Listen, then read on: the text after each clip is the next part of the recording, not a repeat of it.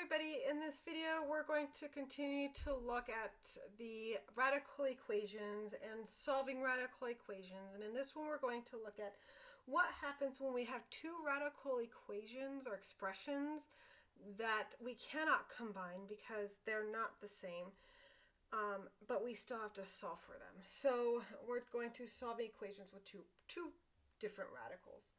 So here we have the square root of x plus 9 minus the square root of 2x, and this is equal to 3. Now here's the thing, I could square both sides, but if you remember with conjugates, it doesn't really work out for us because we'll get a middle term that still has a very messy radical that cannot be combined. So what I'm going to do is I am going to separate my radicals. I'm going to move, and I'm choosing 2x because it's just easier to write. I can move x plus 9 to the other side, but I want to keep the binomial radical or the two-term radical on the left because it will be easier for me just to work with a one-term radical on the right. All right, so now what I'm going to do is I'm going to square both sides just like we did before. On this side, it's pretty simple, pretty straightforward. I have x plus 9. On this side, remember that the squared, it means that we're doing 3 plus the square root of 2x. We're multiplying it by itself. We're multiplying it twice. So what I'm going to do, what I'm going to get is something that looks like 9, because again this is 3 plus 2x times 3 plus 2x. We're going to get 9 plus, this is a square root, don't forget that square root, 6 square root 2x plus 9. No, sorry, not plus 9, plus 2x. Sorry about that. And I just did FOIL for this. There's nothing fancy. It's just FOIL or distribution or anything like that. All right, so now I still have a square root, but instead of having two radicals, I now have one. So I'm just going to clean all this up and basically get it equal to the radical, isolate the radical. So subtract 2x, subtract 2x.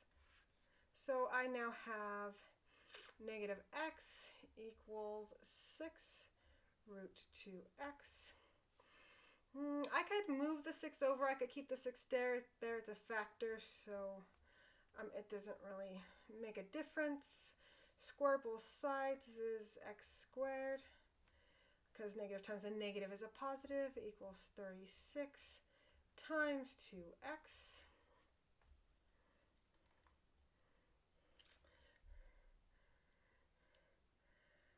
And so now we're looking at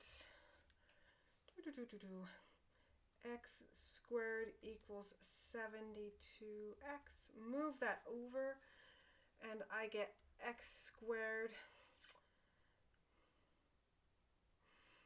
minus 72x equals 0 because we have to get our quadratic equal to 0 to solve. Pull out the greatest common factor of x because, again, we're looking at a binomial and each term has x. So x minus 72 equals 0. And my two solutions using the zero product property are 0 and 72. Again, we'll go through the work and we will compare both. So I'll have x equals 0. And what I do find is that x equals 0 does work because we will get 0 plus 9 minus 2 times 0, which is going to be 0, equals 3. And so we do find that 3 does equal 3. And then when x is equal to 72, we actually get the square root of 81 minus the square root of 144. And that is negative 3 equals 3. So that one does not work out. So our solution for this is x equals 0. So the only solution is 0. The value 72 does not make the original equation true, so it is an extraneous solution. So a common mistake when squaring the expression like 2x plus 3 is to only square the radical portion, basically to distribute that square in. Make sure that you are following the algebra rules, that when you have two terms that you are actually using FOIL for these things. That is a very common mistake that I've seen before. So there you go. There's our solution, and we are now done with topic 5.4, and I'll see you in topic 5.5.